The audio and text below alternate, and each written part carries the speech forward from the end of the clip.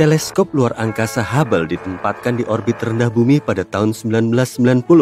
Kalau dipikir-pikir, teleskop ini sudah berpengalaman lebih dari 30 tahun dalam mengamati berbagai objek luar angkasa. Teleskop ini mengambil nama astronom Edwin Hubble dan dibuat oleh NASA.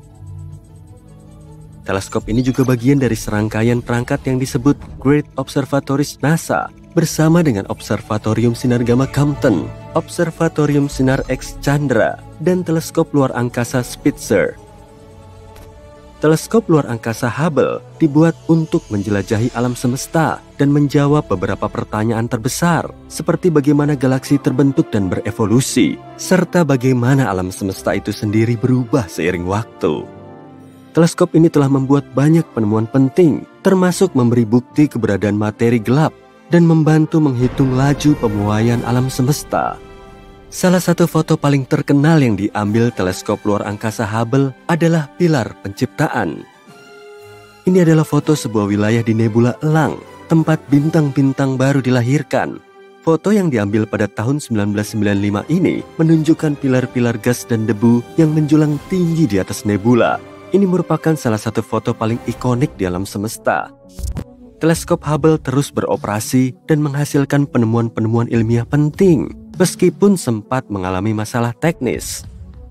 Pada tahun 1993, ditemukan masalah pada cermin utama teleskop yang memengaruhi kemampuan teleskop untuk memfokuskan cahaya dengan baik. Sebuah misi perbaikan dikirim menuju teleskop tersebut di tahun 1994 untuk memperbaiki masalahnya. Dan sejak saat itu, teleskop terus berfungsi dengan baik. Salah satu penemuan paling menarik yang dibuat oleh teleskop luar biasa ini sebenarnya cukup baru. Sebuah laporan berdasarkan data dari teleskop luar angkasa Hubble menunjukkan adanya cahaya redup di antariksa di sekitar tata surya yang tidak bisa dijelaskan oleh apapun yang kita ketahui. Karena sumbernya belum diketahui, para astronom menyebut cahaya misterius ini sebagai cahaya hantu.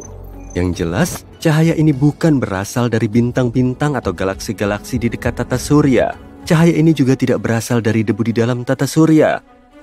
Para peneliti tidak yakin apa sumber cahaya itu, tapi mereka menduga itu mungkin partikel-partikel kecil debu dan es yang ditinggalkan komet. Tapi itu hanya teori yang belum terbukti kebenarannya. Saat mempelajari alam semesta, kita sering menemukan benda-benda terang seperti planet, bintang, dan galaksi. Tapi sesekali, kita juga menemukan cahaya yang datang dari tempat yang tidak terduga. Seperti dari sela-sela planet, cahaya ini mungkin berasal dari jauh di dalam tata surya dan bisa saja merupakan fenomena baru yang belum pernah dipelajari. Dengan kata lain, mungkin ada sesuatu di pusat galaksi kita yang menghasilkan banyak cahaya. Wahana antariksa Voyager 1 juga memotret foto-foto yang memperlihatkan banyak cahaya yang berasal dari tepian tata surya. Kenapa kita baru menyadari hal ini sekarang? Ya, karena sebagian besar cahaya dalam foto yang diambil oleh teleskop Hubble berasal dari objek-objek di dekat bumi. Tapi, manusia terbiasa mengabaikan cahaya ini karena lebih tertarik pada objek-objek seperti bintang dan galaksi yang lebih jauh. Kita belum pernah mengamati lebih dekat banyaknya cahaya di alam semesta dan dari mana asalnya. Para ilmuwan menggunakan Hubble untuk mencari galaksi-galaksi redup yang mungkin terlewatkan sebelumnya dan mungkin menjadi sumber cahaya redup tersebut. Mereka menemukan bahwa jumlah galaksi semacam itu tidak cukup untuk menjelaskan cahaya ekstra di langit. Cahaya itu tidak terlalu terang, hanya seperti cahaya dari 10 kunang-kunang. Tapi, hal itu tidak menjadikannya tidak penting. Itu menunjukkan kalau kita mungkin melewatkan sesuatu. Mari kita lihat beberapa penemuan penting lainnya yang berhasil didapat dengan bantuan Hubble. Contohnya materi gelap, yang tidak bisa dilihat tapi kita tahu keberadaannya karena pengaruhnya terhadap gravitasi. Materi gelap mengisi sekitar 23% dari alam semesta. Dengan melihat pengaruhnya terhadap cahaya, teleskop Hubble membantu membuat peta 3D tentang keberadaan materi gelap. Peta-peta ini menunjukkan materi gelap tampak semakin menggumpal seiring waktu, yang berarti perilakunya sangat mirip dengan gravitasi. Teleskop Hubble juga menemukan 2 bulan baru di sekitar Pluto, yaitu Nix dan Hydra, serta mempelajari perubahan permukaan planet Katai tersebut. Selain itu, teleskop ini juga menemukan massa planet Eris yang lebih besar dari Pluto. Hal ini membantu para ilmuwan menyadari kemungkinan adanya objek serupa di sabuk Kuiper, sebuah wilayah di luar tata surya. Hal ini menyebabkan Pluto diklasifikasikan ulang sebagai planet Katai.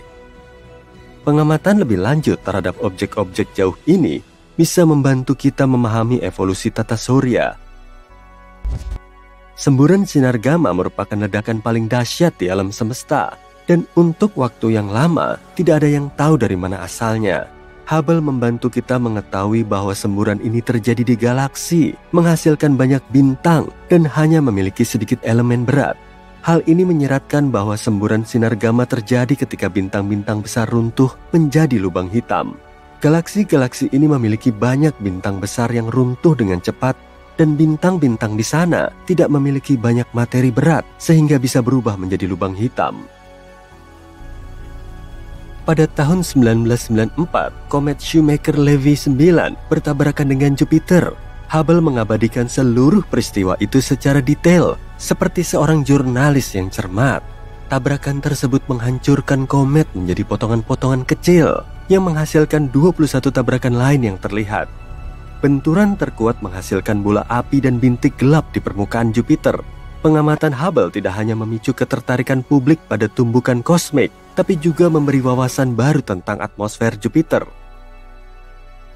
Untuk melanjutkan daftar penemuan yang dibuat oleh teleskop Hubble, kita juga perlu membahas lubang hitam. Lubang hitam adalah titik di antariksa dengan gravitasi yang sangat kuat, sehingga cahaya pun tidak bisa lolos darinya. Gravitasinya menjadi sangat kuat sehingga materi termas ke dalam ruang yang sangat kecil. Kita tahu ini bisa terjadi ketika sebuah bintang seperti matahari mendekati akhir hidupnya.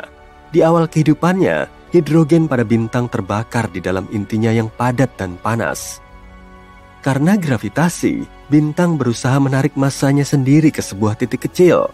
Selama masih ada energi yang dihasilkan dari fusi hidrogen, ia akan terus mendorong ke arah luar.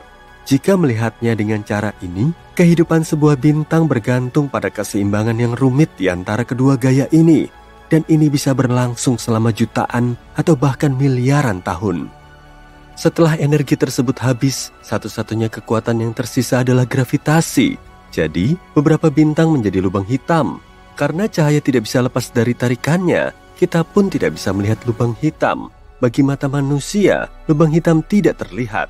Kita butuh alat dan teleskop khusus untuk mendeteksi keberadaan lubang hitam di alam semesta. Hubble mendeteksi bahwa sebagian besar galaksi yang memiliki tonjolan bintang di pusatnya kemungkinan besar memiliki lubang hitam supermasif. Hubble juga menemukan keterkaitan erat antara ukuran lubang hitam dengan galaksi induknya yang bisa membantu kita memahami bagaimana alam semesta berubah seiring waktu. Mungkin kamu ingin bertanya, lalu apa itu lubang hitam supermasif? Tanyakan saja. Lubang hitam supermasif adalah lubang hitam sangat besar yang biasanya ditemukan di pusat galaksi. Ukurannya jutaan bahkan miliaran kali lebih besar dari matahari. Lubang hitam ini sangat kuat hingga bisa menelan bintang-bintang dan bahkan seluruh galaksi. Para ilmuwan masih terus mengeksplorasi objek-objek misterius ini, tapi mereka yakin lubang hitam berperan penting dalam pembentukan dan evolusi galaksi. Sebelum adanya Hubble, kita tidak tahu berapa usia alam semesta. Hal ini sering menimbulkan paradoks-paradoks aneh, seperti saat para astronom menemukan bintang-bintang yang usianya lebih tua daripada alam semesta itu sendiri. Tapi, dengan mengetahui perkiraan laju pemuaian alam semesta, Hubble membantu kita mengetahui usia alam semesta, yaitu sekitar 13,75 miliar tahun. Mencari tahu berapa persisnya usia alam semesta merupakan pertanyaan penting. Sebab, sebagian besar astronom berpendapat alam semesta tidak ada begitu saja, melainkan terbentuk dari satu bola api sangat panas dan padat yang disebut dentuman besar. Tapi, saat itu aku belum lahir. Kita mundur dulu ke era 4,6 miliar tahun yang lalu yuk, untuk melihat proses kelahiran tata surya kita. Wah, belum ada yang kelihatan seperti bintang maupun planet nih. Sejauh ini cuma ada awan debu raksasa yang juga disebut dengan nebula. Nebula adalah molekul hidrogen, es, dan unsur yang lebih berat dari bintang sebelumnya. Tapi awan ini nggak padat, jadi nggak bisa berubah menjadi bintang maupun planet. Kemudian, gelombang ledakan tiba-tiba muncul dan dibarengi dengan sejumlah gelombang lain. Beberapa tahun cahaya dari nebula kita, terjadi ledakan supernova. Dan supernova akan muncul saat bintang raksasa kehabisan bahan bakarnya, kemudian runtuh oleh beratnya sendiri. Saat inilah ledakan dahsyat akan terjadi, dan cahayanya bisa dilihat dari jarak puluhan tahun cahaya. Gelombang ledakan dari supernova ini kemudian mencapai nebula kita. Seperti ombak laut, gelombang ini mengenai awan debu dan membuatnya menyusut hingga memadat. Lalu nebula mendapatkan inti gravitasinya. Partikel debu yang tertarik semakin banyak. Tekanan di inti nebula juga melonjak hingga membuatnya mulai berputar. Makin berat massa awan pusatnya, makin cepat juga putarannya. Semua partikel di dalam inti nebula lebih sering bertabrakan dan menambah kecepatannya, sehingga suhunya naik sampai ribuan derajat Celcius. Saat inilah protobintang muncul. Calon matahari kita ini masih muda dan belum stabil. Saat suhu di inti nebula mencapai jutaan derajat Celcius, reaksi nuklir mulai terjadi. Inti dari unsur ringan seperti hidrogen dan helium saling bertabrakan dan menyatu menjadi elemen yang lebih berat. Kemudian muncul cahaya terang. 4,5 miliar tahun yang lalu, protobintang ini berkembang menjadi matahari yang stabil, tapi cahayanya masih 30% lebih redup dari sekarang. Ada juga awan debu raksasa yang tertinggal, atau sisa unsur yang nggak dipakai dalam pembentukan bintang kita. Selanjutnya, objek lain yang lebih besar muncul di awan ini. Debu dan unsur berat mulai terakumulasi, kemudian membentuk protoplanet. Pada tahap ini ada sekitar 100 protoplanet yang ukurannya sebesar bulan hingga Mars. Saat itu kondisinya masih kacau balau. Protoplanet nggak punya orbit yang jelas dan mulai saling bertabrakan. Beberapa di antaranya menabrak tumpukan puing-puing dan menciptakan ledakan besar. Sebagian lainnya cuma bersinggungan sehingga jalurnya berubah. Dalam game biliar kosmik ini, pemenangnya tentu saja protoplanet yang paling besar. Protoplanet besar memakan puing-puing kecil kemudian membesar. Proses ini baru berhenti sekitar 100 juta tahun kemudian, dan beberapa planet hampir terbentuk. Ada Merkurius, Venus, Bumi, dan Mars. Planet kita masih agak mirip dengan gumpalan lava karena permukaannya terus dibombardir oleh banyak asteroid. Karena permukaannya terus dibombardir oleh banyak asteroid, Bumi menjadi sangat panas. Tapi kini sudah mulai mendingin, semuanya berjalan cukup baik hingga Theia muncul di Cakrawala. Planet hipotetis seukuran Mars ini terbentuk hampir bersamaan dengan planet di tata surya lain. Theia terus bergerak menuju Bumi dan siap menabraknya. Boom! Karena benturan ini, bongkahan besar planet kita terlontar ke luar angkasa. Sementara Theia hancur berkeping-keping. Intinya bergabung dengan inti Bumi dan sisanya menetap di orbit planet kita. Perlahan tapi pasti, puing-puing di kedua planet mulai bertabrakan dan bergabung menjadi objek kosmik besar. Saat debunya memadat, Bumi mulai punya satelit alaminya, yaitu bulan. Hipotesis lain mengenai pembentukan bulan menjelaskan kalau Theia jauh lebih besar dari Bumi. Planet ini cuma nyenggol planet kita dan terus bergerak. Sementara itu, bulan hampir terbentuk sempurna. Sebagai bukti dari hipotesis ini, kita punya sampel tanah bulan yang dibawa oleh para astronot dalam misi Apollo. Ternyata, tanah bulan sangat mirip dengan kerak bumi, dan komposisi ini cuma bisa sampai di bulan oleh tabrakan dahsyat. Raksasa gas seperti Jupiter, Saturnus, Uranus, dan Neptunus terbentuk agak belakangan, dan lokasinya lebih jauh dari matahari. Keempat planet ini berbentuk bola gas, dan permukaannya nggak berwujud padat. Kalau menapakkan kaki di permukaan Jupiter, kamu akan jatuh sampai di intinya. Semua planet ini nggak punya permukaan padat karena beberapa alasan. Proses pembentukannya lebih belakangan, tepatnya saat planet lain mulai memproses logam dan silikat yang ada. Sumbernya berasal dari luar garis beku, dan inilah titik hipotetis di luar orbit Mars. Matahari nggak begitu menyinari area di belakangnya, sehingga airnya nggak bisa mencair. Maka ada banyak es di dalam awan gas yang tersisa. 3 juta tahun setelah matahari terbentuk, semua material ini mulai terakumulasi dan membentuk massa hingga jadi proto-Jupiter. Setelah jutaan tahun, massa bola es ini bisa mencapai 50 kali lebih berat dari bumi. Makin berat massanya, makin banyak juga gas yang terkumpul dari piringannya. Dalam waktu singkat, Jupiter menyerap hampir semua materi dari piringan gas di dekatnya, lalu mengakumulasi sekitar 318 massa bumi. Jupiter punya medan gravitasi yang sangat kuat. hingga menyebabkan kekacauan pada semua objek yang berada di lingkungan Mars dan Jupiter. Disinilah protoplanet lebih sering bertabrakan sampai hancur berkeping-keping. Akibatnya, di situ terbentuk sabuk asteroid. Fragmen ini nggak bisa menyatu lagi menjadi planet utuh karena gravitasi raksasa gas sangat kuat.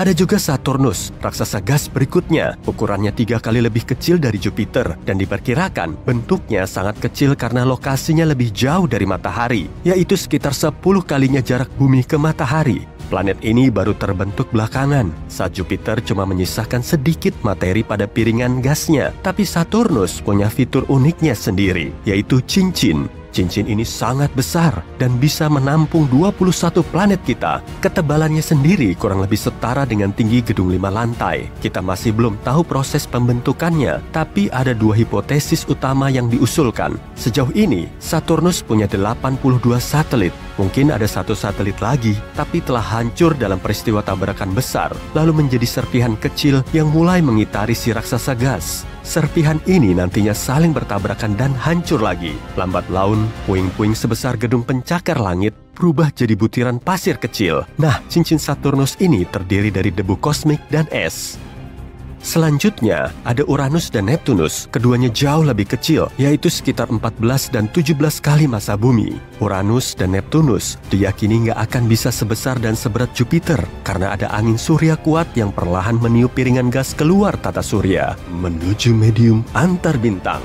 Jadi, bahan pembentuknya nggak mencukupi untuk menghasilkan 2 planet baru ini. Saat terbentuk, Uranus mengalami tabrakan dahsyat dengan protoplanet lain yang mungkin berukuran jumbo. Tabrakan ini menyebabkan Uranus menjadi miring. Semua planet lain punya poros rotasi yang mengarah ke atas, tapi poros Uranus mengarah ke matahari. Jadi, bentuknya lebih mirip dengan bola yang menggelinding, tapi putarannya bersifat retrograde. Artinya, Uranus berputar melawan arah gerakannya. Sama seperti mobil yang bergerak maju, tapi rodanya berputar melawan arah jarum jam. Di belakang keempat raksasa gas ini terdapat sabuk Kuiper alias area di luar orbit Neptunus. Disinilah asteroid, debu, dan es ditinggalkan setelah tata surya terbentuk. Sabuk ini mirip dengan sabuk asteroid di antara Mars dan Jupiter, tapi bobotnya kira-kira 100 kali lipatnya. Setelah mengetahui proses terbentuknya tata surya, gimana kalau kita juga nyari tahu proses kehancurannya? Sama seperti bintang lain, matahari juga punya masa hidup. Dan saat ini, matahari sudah mencapai setengah dari siklus hidupnya. Setiap detik, matahari mengubah 4 juta ton materi menjadi radiasi surya. Dan perlahan, bintang induk kita akan kehabisan bahan bakarnya. Kemudian mulai membakar elemen yang lebih berat di dalamnya. Proses ini akan membuatnya lebih panas, terang, dan besar. Dalam 1,1 miliar tahun, matahari akan bersinar 11% lebih terang dari sekarang. Seluruh perairan di bumi akan mulai menguap dan planet kita kian panas. Dalam 3,5 miliar tahun, sinar matahari sekitar 40% lebih terang dari sekarang. Kondisi di bumi akan mirip dengan Venus saat ini. Bentuk kehidupan nggak akan bisa berkembang. Dalam 7,8 miliar tahun, matahari akan mulai membakar hidrogen di kulitnya, lalu mengembang menjadi raksasa merah. Ukurannya akan melar menjadi 256 kali lebih besar. Pada saat itu, kulit luarnya akan berada di orbit bumi sekarang. Masanya ini akan menurun, sehingga planet kita bisa saja sedikit menjauh. Tapi nggak begitu ngaruh juga sih, karena kehidupan di bumi gak akan bisa bertahan hingga miliaran tahun. Suhunya sudah terlampau tinggi, dan angin surya kuat akan memusnahkan atmosfer kita. Kemudian pulsa termal di dalamnya akan menghancurkan kulit luar matahari. Kulit ini akan berubah menjadi nebula planet, hampir mirip dengan nebula yang tadi kita saksikan. Kemudian, matahari cuma berupa katai putih seukuran bumi yang akan meredup setelah miliaran tahun. Kamu sedang berdiri di anjungan pesawat antariksa super canggih. Misimu kali ini terbang ke tempat yang belum terjamah di ruang angkasa. Kamu melewati nebula cantik, pulsar yang berputar-putar, dan sampai di lubang hitam. Beberapa saat lagi, kamu akan sampai di suatu planet. Kehidupan di dalamnya akan lain dari biasanya. Kamu bisa menyaksikan sendiri serangga sebesar gajah, dan mungkin bisa ngobrol bareng juga.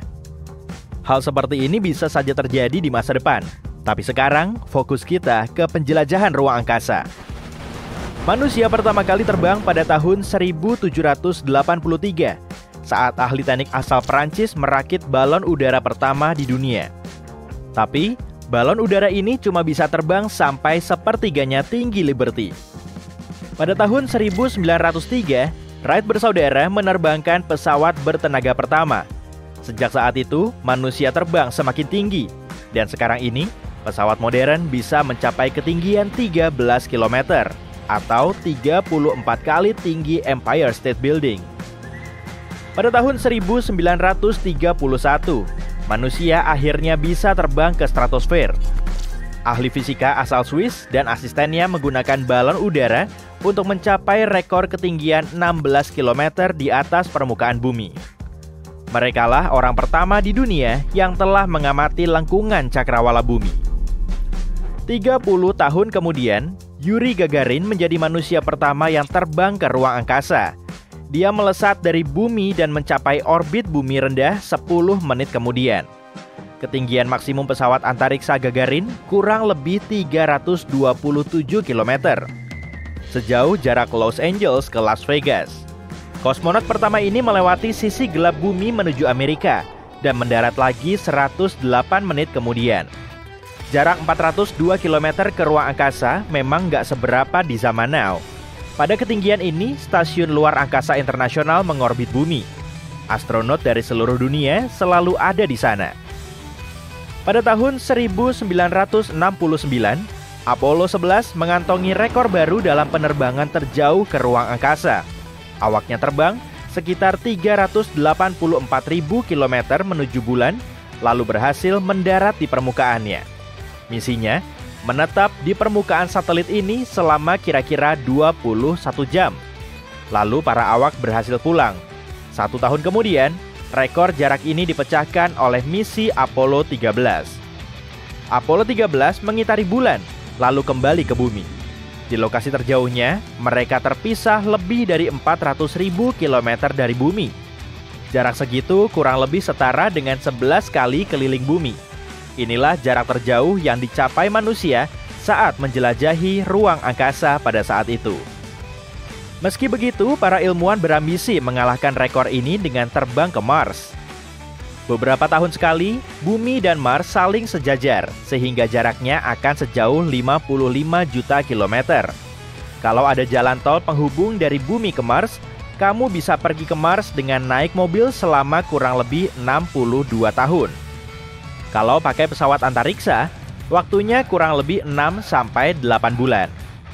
Nah, kalau sudah sampai di sana, manusia akan jadi makhluk multiplanet. Pastinya, perjalanan ruang angkasa ini akan jadi rekor terbaru. Sampai saat ini, kita mengandalkan probe untuk mengumpulkan semua informasi yang diperlukan. Parker Solar Probe misalnya, langsung dikirim dari bumi menuju matahari. Jaraknya sejauh 1 unit astronomi, atau sekitar 150 juta kilometer. Probe ini sudah beberapa kali mengelilingi matahari dan Venus. Tapi karena tarikan gravitasi matahari sangat kuat, probe ini makin ngebut. Kecepatannya lebih dari 530.000 km per jam, 13 kali lebih ngebut dari kecepatan roket rata-rata. Voyager 1 menyandang gelar sebagai objek buatan manusia yang bisa menempuh jarak paling jauh. Probe seberat sepeda motor besar ini diluncurkan pada tahun 1977.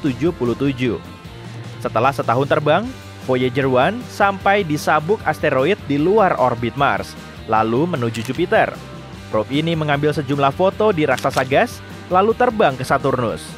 Setelah melintasi semua planet tersebut, Voyager 1 melanjutkan perjalanan ke ruang antar bintang dan meninggalkan tata surya.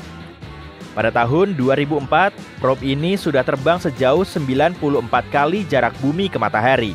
Di batas tata surya yang bernama heliosfer ini, angin surya jadi lebih lambat hingga di bawah kecepatan suara.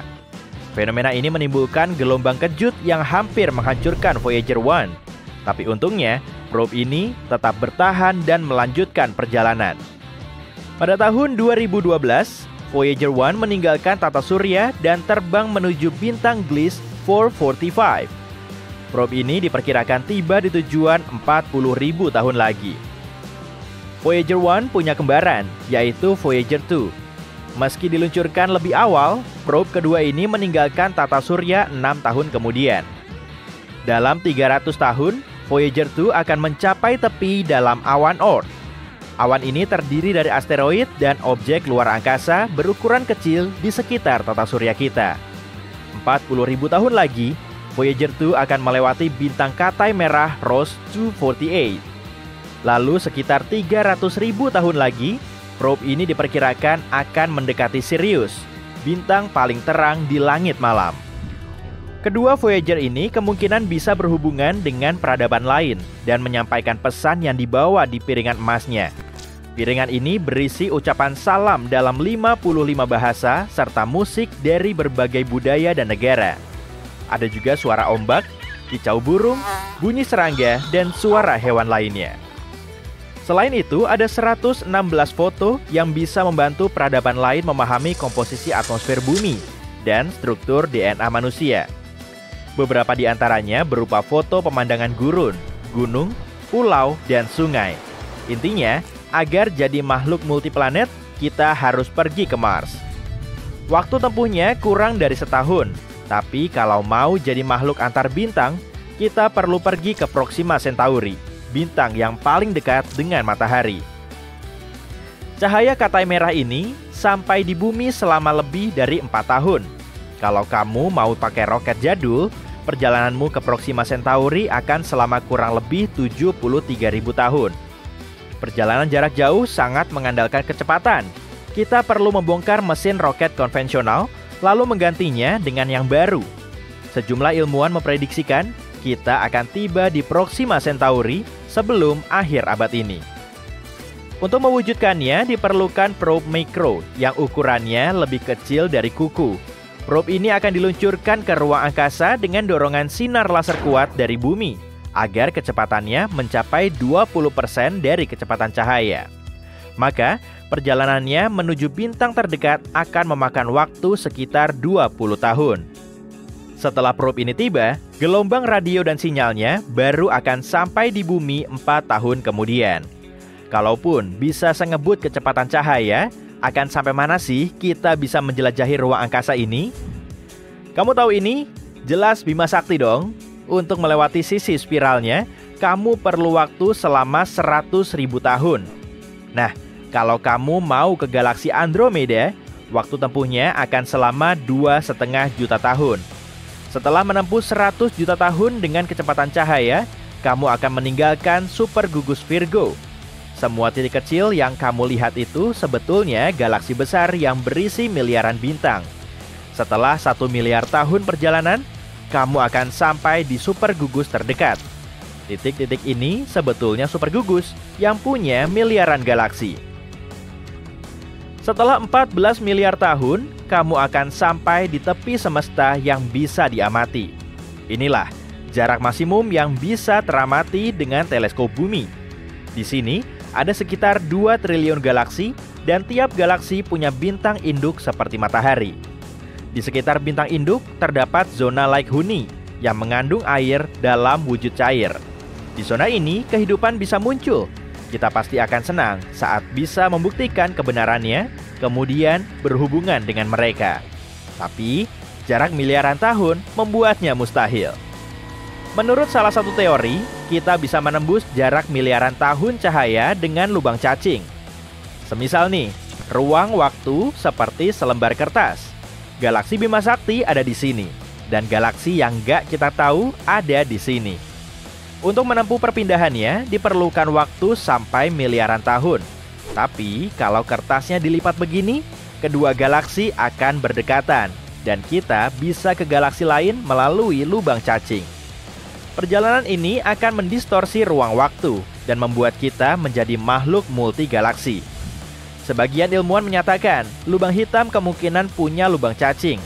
Objek jumbo paling misterius di alam semesta ini sangat berat, hingga bisa mendistorsi ruang waktu. 1 menit di dekat lubang hitam bisa menjadi 1 minggu atau malah 1 bulan di bumi.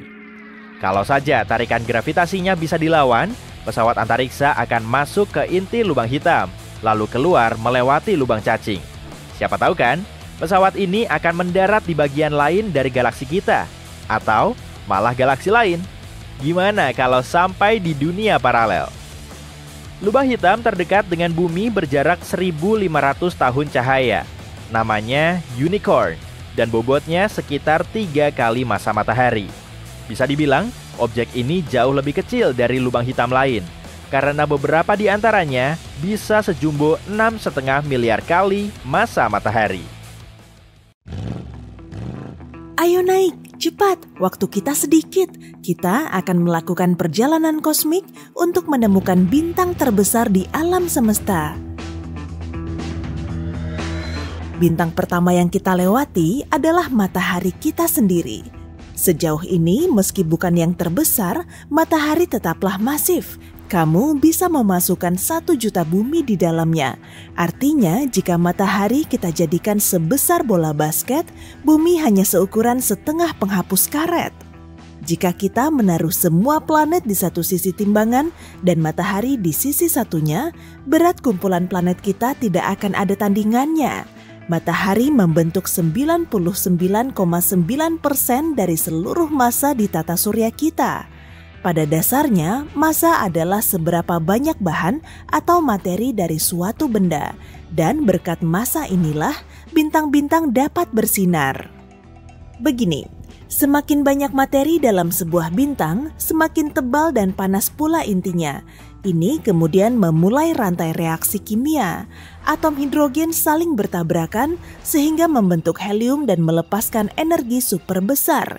Energi itu adalah cahaya dan panas bintang.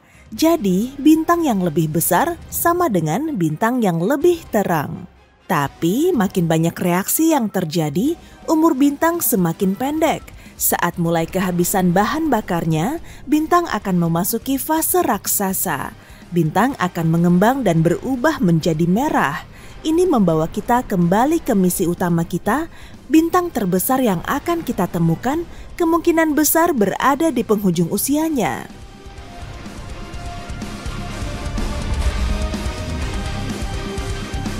Mesin hipercahaya kita menyala. Kita akan segera tiba di sistem Lumen 16. Di sini kita akan menemukan salah satu bintang terkecil di seluruh alam semesta, Katai Coklat. Kecil yang aku maksud berarti seukuran Jupiter. Tapi ukurannya terbilang kecil untuk bintang. Katai Coklat juga disebut bintang gagal karena tidak memiliki cukup massa untuk memunculkan reaksi kimia yang kusebut tadi. Artinya, mereka tidak seterang bintang lain, tapi sangat padat. Semua materi di dalamnya bertumpuk begitu erat, beratnya mencapai 80 kali berat Jupiter, meski ukurannya sama. Jika menurutmu itu luar biasa, tunggu sampai kamu melihat Katai Putih. Yang satu ini jauh lebih padat, yang ini bernama Sirius B. Ukurannya juga setara Jupiter, tapi beratnya sama dengan matahari. Sirius B memancarkan cahaya putih redup. Setelah kehabisan bahan bakar, Sirius B akan berubah menjadi merah dan mendingin.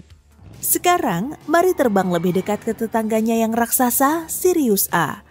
Kamu bisa dengan mudah melihat bintang ini dari bumi, bahkan tanpa teleskop. 2 kali lebih berat dan lebih dari 1,5 kali lebih lebar dibanding matahari kita, Sirius A adalah bintang paling terang di langit malam bumi. Sekarang kita terbang 550 tahun cahaya dari bumi ke konstelasi Cassiopeia. Hampir 100 tahun lalu, ledakan kosmik terjadi di sini. Ledakan ini memperluas atmosfer bintang Gamma Cassiopeia dan sejumlah gas terlempar keluar angkasa. Selain itu, Gamma Cassiopeia menjadi bintang paling terang di konstelasi ini. Ukurannya 10 kali lebih lebar dibanding matahari kita. Beralih ke bintang utara yang terkenal. Anehnya, bintang lain pernah memegang julukan ini selama bertahun-tahun, dan lebih banyak bintang lain akan merebut julukan ini di masa depan. Hal ini terjadi karena bintang kutub utara bumi berubah setiap 26.000 tahun. Bayangkan planet kita seperti gasing yang berputar. Kutub utara bumi bergerak dalam lingkaran kecil menunjuk pada bintang-bintang yang berbeda di bagian utara. Bintang utara saat ini adalah bintang super raksasa yang 37 kali lebih lebar dan 5 kali lebih berat daripada matahari kita. Mudah sekali menemukannya di langit malam, letaknya ada di ujung Ursa Minor. Persiapkan dirimu lagi, kita akan berangkat ke mata badai, pusat galaksi Bima Sakti kita. Untuk melihat bintang selanjutnya, kita perlu beralih ke mode inframerah. Bintang pistol ini bersembunyi dari kita di dalam debu angkasa. Hanya dalam 20 detik, jumlah cahaya yang dipancarkan bintang pistol setara dengan cahaya yang dipancarkan bintang di kampung halaman kita dalam setahun penuh. Ukurannya pun bukan main, 420 kali lebih lebar daripada matahari. Tapi bintang pistol tetap bukan bintang paling terang yang dikenal umat manusia. Gelar bintang paling terang dipegang oleh bintang super raksasa biru di konstelasi Triangulum. Inilah B416. Cahayanya hampir 10 juta kali lebih terang daripada matahari. Tapi ingat, semakin terang sebuah bintang, semakin cepat dia menghabiskan semua bahan bakarnya dan semakin pendek pula umurnya. Dibandingkan katai merah yang hampir tidak bersinar dan membakar bahan bakar jauh lebih lambat, umur B416 akan ratusan ribu kali lebih pendek. 3.400 tahun cahaya dari bumi, ada salah satu objek langit paling langka di alam semesta. Objek ini adalah bintang hiperaksasa kuning bernama Rho Cassiopeia. Di antara bintang yang tak terhitung jumlahnya di galaksi kita, hanya ada beberapa lusin bintang hiperaksasa. Dan meski bintang ini sangat jauh dari bumi, kamu masih bisa melihatnya di langit tanpa bantuan teleskop. Alasannya, bintang ini 300.000 kali lebih terang daripada matahari kita. Selain itu, Rho Cassiopeia juga 900 kali lebih lebar daripada bintang kita. Dan warna kuningnya memberitahu kita bahwa cadangan bahan bakarnya akan bertahan lama. Saat Rho Cassiopeia mulai memerah dan mengembang, dia akan menjadi salah satu bintang terbesar di seluruh alam semesta. Sekarang kita bergerak ke konstelasi Orion. Bintang yang terlihat di depan kita, Betelgeuse, adalah salah satu bintang terbesar yang bisa dilihat dengan mata telanjang. Ukurannya 700 kali matahari kita. Jika Betelgeuse menggantikan posisi matahari, permukaannya akan menyentuh sabuk asteroid yang letaknya di antara orbit Jupiter dan Mars. Betelgeuse akan menelan 4 planet bagian dalam, termasuk bumi. Tapi bintang ini membuat astronom sangat antusias. Mereka memperkirakan Betelgeuse akan meledak dan mempertunjukkan ledakan super indah dalam 10.000 tahun mendatang. Ledakan ini akan menjadi peristiwa astronomi terbesar sepanjang masa karena kita akan dapat mengamati supernova dari jarak dekat, tapi terbilang aman. Bintang yang meledak akan bersinar seterang bulan setengah. Cahayanya akan terlihat pada langit di siang hari selama 1 tahun dan pada malam hari untuk beberapa tahun lebih lama. Sekarang kita mendekati bintang yang 1000 kali lebih lebar daripada matahari. Mu Cephei adalah bintang hiperaksasa, pemegang gelar bintang paling merah yang diketahui manusia. Warnanya menunjukkan bahan bakarnya akan habis tak lama lagi. Tapi ukurannya masih sangat besar sehingga bisa menampung 1 miliar matahari di dalamnya. Dan karena masanya, bintang ini pada akhirnya akan menjadi supernova atau bahkan lubang hitam. Mari kita berjalan sampai hampir 4.000 tahun cahaya dari rumah kita. Ini dia super raksasa merah bernama Phaeae Canis Majoris. Ini salah satu bintang paling besar dan paling terang di Bima Sakti. Bintang ini bisa memuat 3 miliar matahari. Dan meski ukurannya sangat besar, bintang ini ternyata sangat ringan. Beratnya hanya setara 17 matahari. Untuk takaran objek langit, bisa dibilang bintang ini setara dengan balon yang ditiup. Dalam 100.000 tahun mendatang, Phaeae Canis Majoris akan meledak menjadi hipernova. Radiasi gamma akan menghancurkan semua kehidupan di area alam semesta di dekatnya. Tapi bintang ini sangat jauh dari tata surya kita, sehingga kita akan tetap aman. Jika MY kita letakkan di tengah tata surya kita, radiusnya akan sampai ke orbit Saturnus. Untuk mengingatkanmu seberapa jauh Saturnus itu, bayangkan seperti ini. Cahaya matahari membutuhkan waktu 8 menit untuk sampai ke bumi. Untuk sampai ke Saturnus, dibutuhkan lebih dari 1 jam. Dibandingkan bintang masif ini, matahari hanyalah sebutir pasir. MY adalah salah satu bintang paling terang dan paling merah di alam semesta kita. Semakin besar dan merah sebuah bintang, semakin dekat pula ujung usianya. Jadi, kita bukan hanya sedang melihat titannya alam semesta, tapi juga salah satu benda langit tertua yang ada saat ini.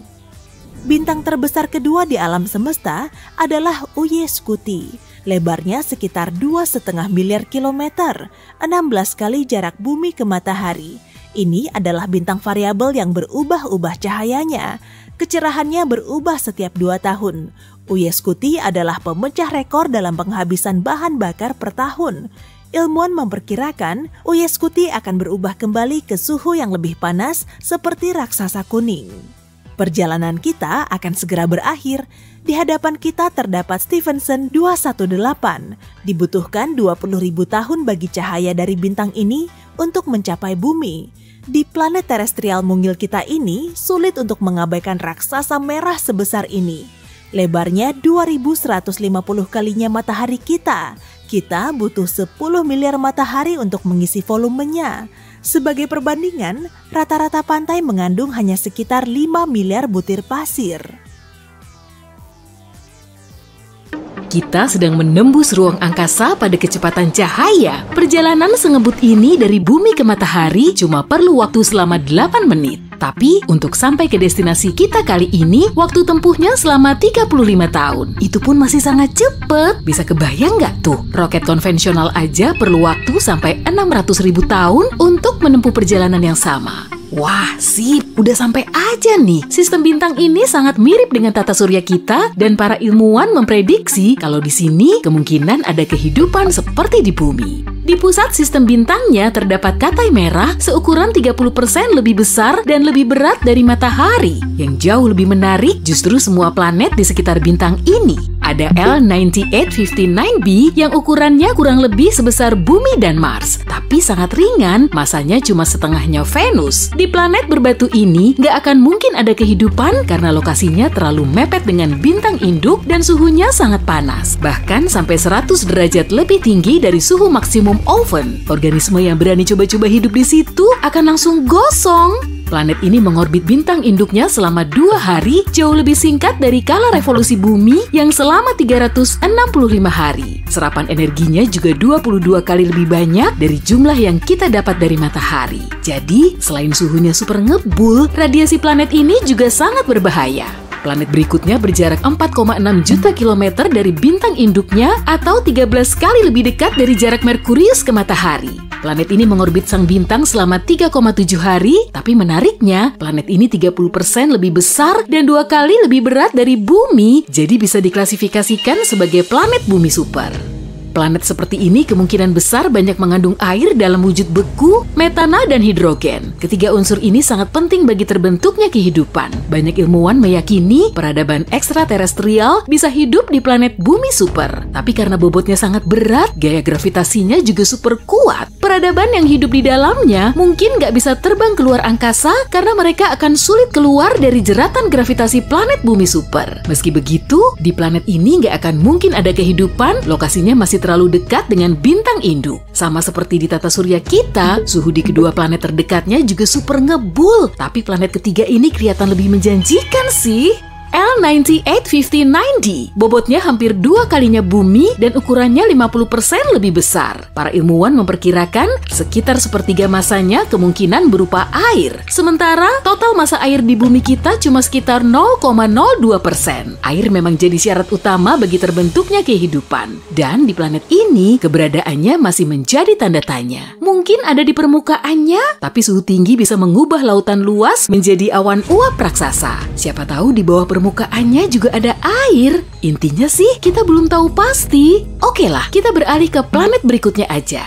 Planet baru ini termasuk di dalam kelas Venus Super dan dijuluki sebagai L9859e. Permukaannya berbatu-batu dan ukurannya 3 kali lebih besar dari bumi. Sebagai Venus Super, planet ini terbilang cukup berat dan punya lapisan atmosfer. Kondisi di sini lebih mirip seperti rumah kaca karena di atmosfernya terdapat banyak gas. Cahaya bintang bisa menembus lapisannya dan jatuh ke permukaan planet, kemudian memantul ke atas. Tapi, gas padat bisa menahan cahaya di dalam atmosfer, lalu bikin suhunya semakin panas. Efek rumah kaca seperti ini perlu kita hindari di bumi.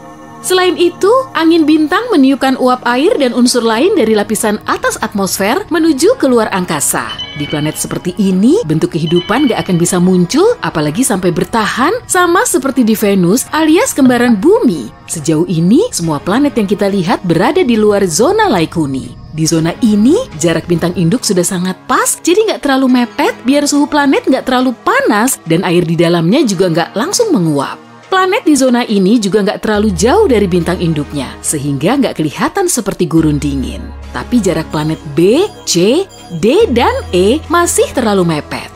Sebetulnya ada juga sih planet hipotetis F di sistem bintang ini yang lokasinya sangat cocok. Kandidat bumi super ini 2,5 kali lebih berat dari bumi. Sama seperti planet lain di sistem bintang ini, si kandidat planet juga mungkin berbatu-batu. Dengan berat segitu, planet F diperkirakan memiliki atmosfer padat. Dan suhu di permukaannya bikin airnya tetap berwujud cair.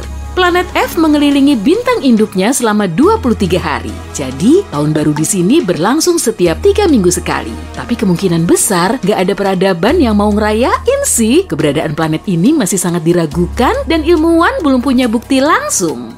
Semua planet lain di sistem bintang tersebut ditemukan dengan metode transit. Para ilmuwan mengarahkan teleskopnya langsung ke bintang induk, kemudian mengamati perubahan cahayanya. Kalau cahaya sang bintang agak meredup, berarti ada planet yang sedang melintas di hadapannya. Misalnya, titik ini. Saat planet berada di belakang bintang, ilmuwan bisa nentuin ukuran dan kecepatannya, tapi peristiwa ini berlangsung sangat cepat. Kadang mereka juga bisa mengamati perlintasan Merkurius dan Venus di piringan matahari. Dengan metode serupa, mereka bisa nemu minimal 29 planet berpotensi Laikuni di ruang angkasa sana. Bahkan dalam jarak ratusan tahun cahaya, ada sekitar 1.715 bintang yang masuk dalam zona ini. Masing-masing bintang dikelilingi sejumlah planet, tapi cuma 29 diantaranya berada di zona Laikuni. Jadi di luar sana, kemungkinan memang ada kehidupan dan peradaban ekstraterestrial cerdas. Kalaupun memang ada, mereka bisa mengarahkan teleskopnya ke matahari kita, lalu melihat titik kecil di piringannya, atau malah mereka udah mengamatinya selama 5.000 tahun untuk memahami proses terbentuknya peradaban di bumi beserta evolusinya.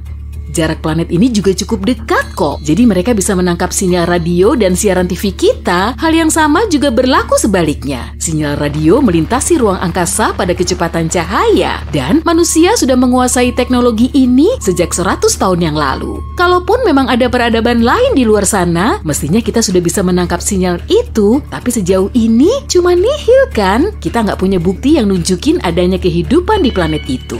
Penemuan sistem bintang seperti L9859 bisa sangat mencerahkan kita karena kita masih terus mencari tahu kehidupan di luar tata surya. Dan malahan planet bumi super dianggap lebih cocok untuk mendukung terbentuknya kehidupan. Planet ini kadang juga disebut super Laikuni.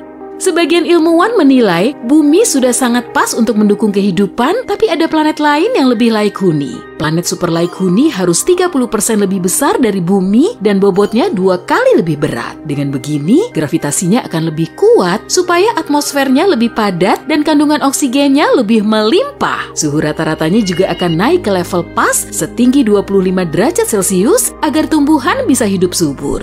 Selain itu, gravitasi yang lebih kuat membuat permukaan planetnya lebih datar, lautan di sana akan lebih luas daripada di bumi, biota lautnya pun jadi lebih beragam. Bintang induk juga punya peranan penting. Ukurannya harus lebih kecil dari matahari, sebab kalau terlalu besar, konsumsi bahan bakarnya akan semakin banyak. Masa hidupnya juga jauh lebih pendek. Misalnya aja nih, masa hidup matahari sekitar 10 miliar tahun, tapi katai merah bisa hidup sampai 30 miliar tahun. Semakin panjang masa hidupnya, semakin memungkinkan juga untuk mendukung terbentuknya kehidupan dan evolusi. Sejauh ini, para ilmuwan telah menemukan 24 planet dengan air melimpah, tapi nggak serta-merta di dalamnya ada kehidupan. Sebagian dari mereka juga meyakini di galaksi kita sudah ada 36 peradaban maju selain di bumi. Mereka mencari dunia yang sama melalui pemetaan bintang. Terlebih dulu, mereka perlu nyari bintang yang mirip dengan matahari di antara 100 miliar bintang di galaksi. Lalu, pilih lagi bintang yang mengandung banyak besi. Bintang ini memiliki suhu yang pas dan planet di sekitarnya bisa mendapat inti besi seperti bumi. Kemudian mereka perlu memilah bintang yang umurnya relatif muda karena setelah menua, bintang akan membesar dan menyerap planet di sekitarnya atau malah membakarnya. Dan terakhir, mereka perlu nyari planet yang berada di zona laik huni bintang. Wah, ada 36 planet yang mungkin telah dihuni peradaban yang nggak kita kenal. Tapi nggak tahu juga sih, karena kita sendiri belum pernah menginjakan kaki di sana. Selama ribuan tahun, orang-orang hanya mengenal planet Merkurius, Venus, Mars, Jupiter, dan Saturnus yang dapat dilihat menggunakan teleskop sederhana atau bahkan dengan mata telanjang jika kondisinya memungkinkan. Tapi pada akhir abad ke-18, seorang astronom terkenal bernama Sir William Herschel menemukan sebuah planet baru yang berwarna biru es. Awalnya mereka mengira itu adalah bintang, tapi kemudian menyadari itu sebuah planet. Sekarang kita mengenalnya sebagai Uranus, sebuah planet yang jaraknya lebih dari 19 kali lipat jarak bumi ke matahari. Saking jauhnya, Uranus butuh waktu 84 tahun untuk menyelesaikan satu kali putaran mengelilingi matahari. Selain itu, astronom ini juga menemukan banyak hal menarik lainnya di luar angkasa, seperti bintang ganda dan nebula. Pada pertengahan tahun 1800-an, para ilmuwan melihat ada sesuatu yang menarik Uranus dan menggeser orbitnya. Mereka mengira ada planet lain di luar sana, dan menggunakan matematika untuk memprediksi lokasi planet itu. Akhirnya, pada tahun 1846, mereka menemukan Neptunus menggunakan teleskop. Planet ini terlalu redup untuk dilihat dengan mata telanjang, karena jaraknya sangat jauh dari matahari. Sungguh menarik, entah berapa banyak planet lain yang mungkin ada di luar sana bersembunyi di kegelapan tata surya kita. Pada pertengahan tahun 1800-an, para astronom melihat ada sesuatu yang tidak biasa di langit. Sebuah planet kecil berbatu bernama Merkurius berperilaku aneh. Planet ini tidak mengikuti orbit yang seharusnya. Salah satu astronom tersebut adalah seorang ilmuwan Prancis yang cerdas, bernama Urbain Le Verrier. Dia mengemukakan teori bahwa mungkin ada planet lain di tata surya kita yang belum ditemukan. Planet ini berada di antara Merkurius dan Matahari. Planet hipotetis ini, yang ia beri nama Vulkan dari nama dewa api Romawi, memiliki permukaan yang sangat panas, dan ini bisa berpotensi menjelaskan perilaku aneh Merkurius. Dia memang tidak sepenuhnya yakin Vulkan adalah satu-satunya objek yang mengganggu orbit Merkurius. Tapi, karena antusias dengan kemungkinan ditemukannya planet baru, para astronom di seluruh dunia pun menyukai ide keberadaan Vulkan. Untuk sebuah planet yang belum ditemukan, banyak orang bertekad untuk mengembangkan ide dan mencari informasi tentangnya. Sebagian ilmuwan mengira tidak mungkin mereka melewatkan planet lain sebesar Merkurius. Rasanya sulit untuk tidak melihatnya. Tapi, ada kemungkinan planet yang lebih kecil berada di dalam orbit Merkurius yang jaraknya sangat dekat dengan matahari, sehingga tidak ada yang bisa melihatnya. Salah satu teori mengatakan jaraknya sekitar 21 juta kilometer dari matahari. Merkurius adalah planet dengan orbit paling eksentrik di tata surya kita, tapi titik terdekatnya ke matahari sekitar 46 juta kilometer. Artinya, Vulkan berada kurang dari setengah jarak tersebut. Teori ini kemudian mengatakan jika Vulkan ada, planet itu akan mengorbit matahari setiap 19 hari 18 jam dan jalurnya miring sekitar 12 derajat relatif terhadap jalur planet-planet lain di tata surya kita. Posisi terjauh Vulkan dari matahari masih terlalu dekat untuk bisa dilihat dengan mata telanjang, bahkan saat senja. Satu-satunya kesempatan untuk melihat Vulkan adalah saat gerhana matahari atau saat ia melintas di depan matahari, yang menurut teori terjadi 2-4 kali dalam setahun.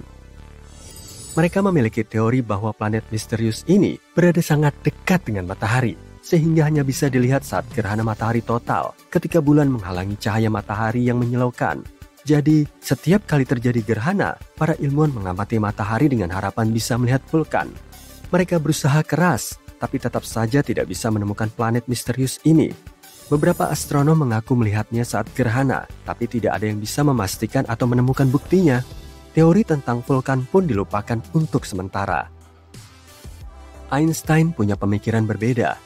Kamu tahu tentang teori relativitas umumnya kan?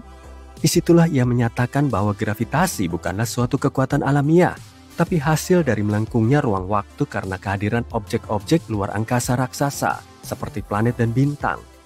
Planet-planet mengitari matahari pada orbit yang tetap karena ruang waktu melengkung, yang berarti planet-planet itu seperti jatuh ke arah bintang pusat tata surya kita.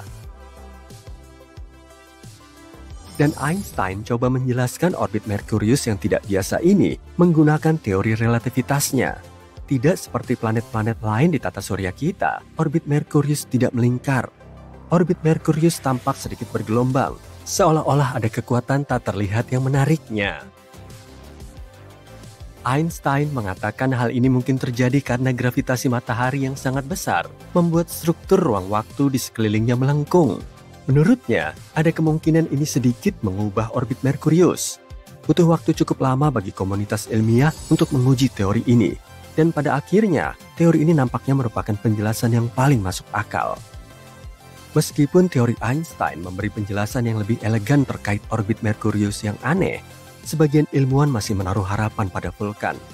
Sangat sulit untuk melepas ide keberadaan vulkan, karena Merkurius juga planet yang sangat sulit dilihat dari bumi. Tapi kemudian, semakin banyak ilmuwan yang mulai menerima teori Einstein melebihi imajinasi mereka. Dan mereka pun mengamati gerhana matahari total, khususnya untuk menguji teori relativitas Einstein, bukan karena vulkan. Vulkan bukan satu-satunya planet hipotetis yang banyak dibicarakan. Di era yang lebih modern, beberapa percaya kemungkinan adanya planet misterius yang bersembunyi di bagian luar tata surya kita. Tapi yang satu ini lebih mungkin. Memang belum ada yang melihatnya secara langsung. Tapi simulasi komputer menunjukkan bahwa planet 9 atau planet X ini mungkin ada di suatu tempat lebih jauh dari Neptunus. Neptunus dan planet X bisa jadi berukuran sama. Planet X mungkin 10 kali lebih masif daripada bumi dan mengitari matahari dalam orbit lonjong yang jaraknya sekitar 20 kali lebih jauh dari matahari daripada Neptunus. 1 tahun di sana bisa berlangsung antara 10.000 hingga 20.000 tahun bumi. Sebagai perbandingan, 1 tahun di Neptunus berlangsung selama 165 tahun bumi. Objek sebesar ini yang bergerak di luar Neptunus bisa menjelaskan orbit yang tidak biasa dari objek-objek kecil di sabuk Kuiper. Sabuk Kuiper adalah area di tata surya kita yang berada di luar Neptunus dan orbitnya. Dan kemungkinan besar ada banyak asteroid, komet, serta benda-benda kecil lainnya di sana yang sebagian besar tersusun dari es. Ada planet hipotetis lain yang bernama Nibiru. Masih ingat rumor soal kiamat pada tahun 2012? Salah satu skenario yang populer adalah Nibiru akan menabrak planet tempat tinggal kita di akhir tahun itu. Tentu saja itu tidak terjadi. Kita masih baik-baik saja. Tapi ide soal Nibiru tampak menarik. Ceritanya dimulai pada tahun 1970-an ketika seorang pria bernama Zecharia Sitchin menyebut Nibiru dalam bukunya The 12th Planet dan menyatakan planet ini mengelilingi matahari setiap 3.600 tahun. Tapi, sebuah planet dengan orbit eksentrik seperti itu mustahil tidak mengganggu planet-planet lain di tata surya kita dengan gravitasinya. Dan jika Nibiru benar-benar mendekati bumi pada tahun 2012, kita seharusnya bisa melihatnya dengan mata telanjang. Beberapa perhitungan sederhana menunjukkan Nibiru seharusnya hampir seterang Mars pada saat paling redup dan lebih terang dari bintang yang paling redup yang bisa dilihat dari perkotaan. Ya, mungkin kita akan lebih beruntung dalam 3.500 tahun ke depan. Pada tahun 2011, sebuah komet yang dinamai Elenin muncul dan banyak orang mengira itu adalah Nibiru. Tapi, ketika melihat komet dan planet melalui teleskop, wujudnya akan berbeda. Komet memiliki koma, yaitu atmosfer gas, serta memiliki ekor, sesuatu yang tidak dimiliki planet. Selain itu, komet ini tidak menabrak bumi. Komet ini berada terlalu dekat dengan matahari dan hancur berkeping-keping. Sisa-sisa komet ini akan terus bergerak menuju bagian luar tata surya selama 12.000 tahun ke depan. Aku yakin kamu pasti bermimpi untuk melakukan perjalanan jauh ke luar angkasa. Tapi aku yakin kamu belum tahu setengah dari semua hal menakjubkan yang terjadi di tata surya. Seperti gunung berapi yang memuntahkan es di Pluto, calon planet raksasa yang mengintai di pinggiran tata surya di luar Neptunus, atau ngarai raksasa sebesar Amerika Serikat di Mars. Yuk kita lihat. Pertama-tama, mari lihat lebih dekat ke matahari dan melihat betapa masifnya dia. Mau buktinya? Nah, 99,86% dari seluruh massa tata surya adalah massa matahari, khususnya hidrogen dan helium yang menyusunnya. Sisanya 0,14% merupakan massa 8 planet di tata surya. Aku tinggal di salah satunya. Oh, dan meskipun kamu mungkin tidak menyadarinya, kita hidup di dalam matahari. Tunggu, maksudku bukan berarti kita adalah penghuni bola cahaya panas yang berjarak sekitar 150 juta kilometer. Faktanya, atmosfer matahari membentang jauh melampaui permukaannya yang tampak, dan planet kita berada dalam jangkauannya. Faktanya, hembusan angin matahari dari mataharilah yang menciptakan fenomena menakjubkan seperti cahaya utara dan selatan. Oh, dan ngomong-ngomong tentang tata surya, kamu harus tahu bahwa tata surya berusia 4,6 miliar tahun. Para ilmuwan sampai pada kesimpulan ini setelah mereka mempelajari materi tertua yang bisa mereka dapatkan, tentu saja meteorit. Tata surya juga sangat luas. Kamu harus melakukan perjalanan sejauh 17 miliar kilometer dari bumi sebelum meninggalkannya. Wow, bayangkan saja berapa banyak mile age yang akan kamu dapatkan. Uranus berotasi miring dan para astronom tidak tahu bagaimana planet ini bisa memilih posisi yang tidak biasa. Penyebabnya bisa jadi karena tabrakan dahsyat di masa lampau. Tapi sejauh ini itu hanya teori. Ngomong-ngomong, Uranus adalah satu-satunya planet yang berada dalam posisi miring. Ekuatornya hampir membentuk sudut siku-siku terhadap orbitnya. Lautan di Jupiter lebih luas daripada lautan di planet-planet lain di tata surya. Tapi tunggu, bukan lautan yang kamu bayangkan ya. Lautan di Jupiter tidak terbuat dari air. Lautan ini mengandung hidrogen logam dan kedalamannya mencapai 40.000 km. Jaraknya hampir sama dengan keliling bumi. Gunung berapi di bumi berbeda dengan gunung berapi di Pluto, seperti api dan es. Dan maksudku secara harfiah. Sementara di bumi kita punya gunung berapi yang menyemburkan lava panas membara, gunung berapi di Pluto menyemburkan es. Ketika membeku, air memuai, dan tekanan yang sangat besar ini menumpuk sampai suatu hari, boom, es meletus. Dalam prosesnya, terbentuklah gunung berapi es baru. Ngomong-ngomong, seperti yang mungkin kamu ingat, Pluto dulunya adalah sebuah planet. Tetapi gelar ini dicabut pada tahun 2006 oleh beberapa birokrat astronom. Kemudian, Pluto diklasifikasikan kembali sebagai planet Katai. Namun, fakta yang paling tidak terduga tentang benda angkasa ini adalah diameternya lebih kecil dari diameter Amerika Serikat. Buktikan sendiri, jarak terjauh melintasi negara ini dari Maine ke Carolina Utara adalah sekitar 4.345 km. Sedangkan Pluto jaraknya hanya 2.370 km. Meskipun kamu adalah benda langit yang kecil, kamu masih bisa memiliki bulan sendiri. Pada tahun 1993, wahana Galileo melintasi sebuah asteroid mini yang lebarnya tidak lebih dari 32 km. Bayangkan betapa terkejutnya para astronom saat menemukan bahwa benda kecil itu memiliki bulan selebar 1,6 km. Sejak saat itu, para ilmuwan telah menemukan banyak sekali bulan yang mengorbit planet-planet kecil di tata surya. Bulan Jupiter, Io, berada dalam kekacauan abadi karena ratusan gunung berapi yang berasap di permukaannya. Jika kamu memutuskan untuk mengunjungi tempat ini, kamu akan melihat asap dari gunung berapi ini mengepul tinggi ke atmosfer Io. Pada saat tertentu di bumi, kamu bisa saja menemukan batu yang dulunya berasal dari Mars. Setelah para ilmuwan menganalisis kandungan kimiawi beberapa meteorit yang ditemukan di gurun Sahara, Antartika, dan tempat-tempat lain di seluruh planet kita, mereka sampai pada kesimpulan yang mengejutkan, bahwa banyak meteorit yang berasal dari Mars. Dalam banyak film fiksi ilmiah tentang ruang angkasa, karakter utama secara tidak sengaja masuk ke dalam sabuk asteroid dan harus berusaha keras untuk melepaskan diri dari bebatuan yang tak terhitung jumlahnya yang mengancam akan merusak pesawat ruang angkasa mereka. Ya, itu tidak seperti yang sebenarnya. Satu-satunya sabuk asteroid yang diketahui para astronom terletak di antara Mars dan Jupiter. Ada ribuan asteroid di area ini, tapi jaraknya sangat jauh, sehingga peluang terjadinya tabrakan nyaris nol. Di luar orbit Neptunus terdapat sabuk Kuiper, yang misterius dan dipenuhi dengan benda-benda es yang sangat besar. Hal yang paling membuat penasaran dari formasi ruang angkasa ini adalah para ilmuwan tidak bisa menjelaskan pola pergerakannya.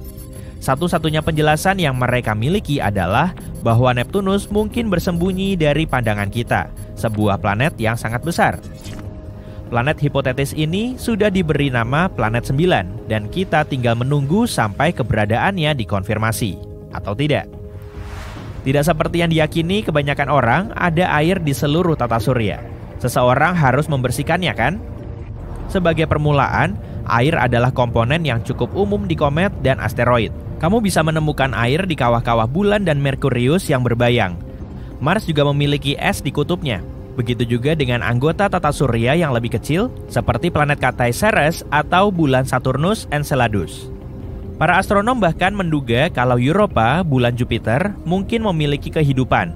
Di bawah permukaannya yang membeku dan retak, kemungkinan besar ada air dalam bentuk cair.